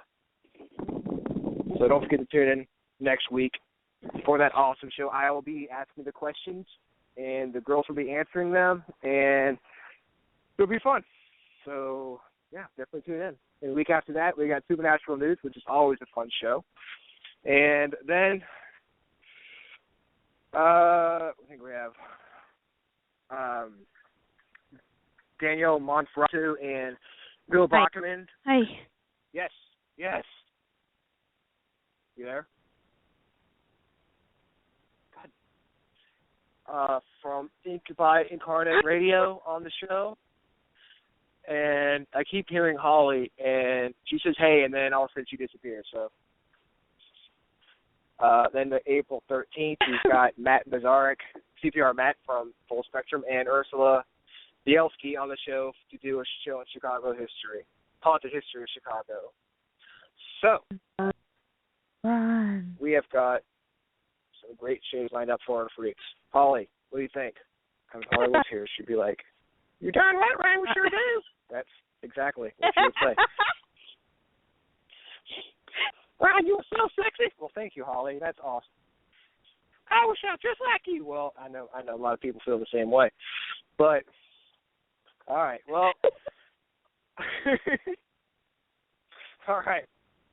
I'm going to get off here, Holly. You know, if you were here, I know what you would say. Say, bye, y'all. You have a great freaking awesome week. All right. And I'm going to say, you guys take care.